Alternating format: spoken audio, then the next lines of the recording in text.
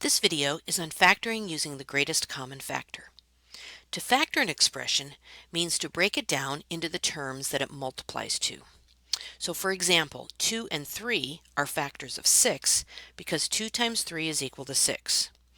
And 4x and x plus 2 are factors of 4x squared plus 8x because 4x times x plus 2 is equal to 4x squared plus 8x.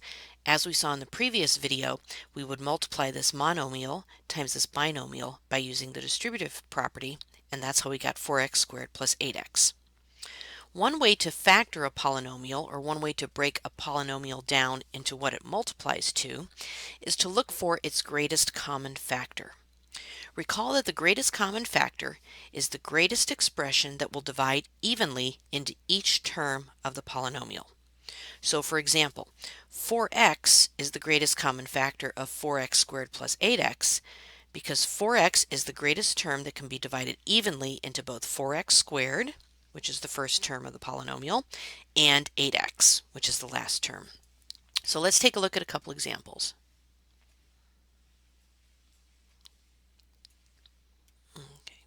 Here we need to factor each polynomial. The first one is 7n minus 49. Looking at that, I notice that 7 is a factor of both 7 and 49, and I notice that the 7 has an n, but the 49 doesn't, so n is not a factor of 49. So 7 is going to be my greatest common factor, so that means I will have 7 outside the parentheses. And now I need to think about what do I need to multiply 7 by to get 7n, and that would be n. What do I need to multiply? Let's think of this as a negative 49. Negative 49, or I'm sorry, 7 times what gives me a negative 49? That would be negative 7. So 7n minus 49 factors into 7 times the quantity n minus 7. To check this, I would go ahead and distribute and see if I get back to where I started. Number 2 is 25x cubed minus 15x squared plus 5x. So I'm going to look for a greatest common factor, and I notice that all of the terms have an x, so I'll have an x outside the parentheses. But then what is the biggest number, the biggest integer that goes into 25, negative 15, and 5? And that would be 5. So 5 is going to be one of my factors, but then I notice that each of these terms also has at least one x in it. So 5x is going to be my greatest common factor. So now I ask myself, what do I have to multiply times 5x to get 25x cubed? And that would be 5x squared, because 5x times 5x squared is 25x to the third power. Now what do I have to multiply 5x by to get negative 15x squared? That would be a negative 3x. What do I have to multiply 5x by to get 5x?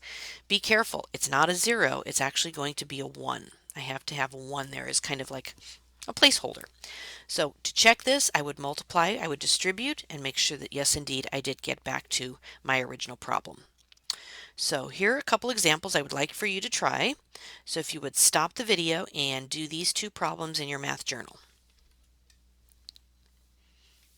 Okay, let's take a look at these problems. The first one is 36x cubed minus 12x squared. So I'm going to look for the biggest, look at my coefficients. What's the biggest number that goes evenly into both 36 and 12? And that would actually be 12. Now, I have an x cubed here and an x squared here. So the greatest common factor of those is going to be x squared. So 12x squared is my greatest common factor. So 12x squared times 3x is going to give me my 36x squared, and then 12x times a negative 1 is going to give me my negative 12x squared. So that's that term factored. Number 2 is negative 16a to the fourth plus 8a to the third minus 4a squared, or sorry, plus 4a squared. If a polynomial starts with a negative coefficient, I kind of like to factor out that negative number.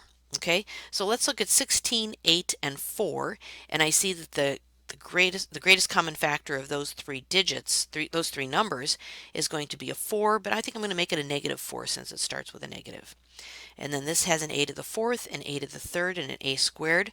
The greatest common factor there is going to be an a squared. So Negative 4a squared times 4a squared is going to give me a negative 16 squared. 4a squared times a negative 2a is going to give me my positive 8a cubed. Be careful with the negatives, you might want to check that.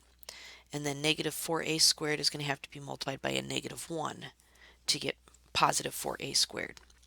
So in this video, we took a look at how to factor using the greatest common factor. It's a great starting point whenever you have to factor a polynomial.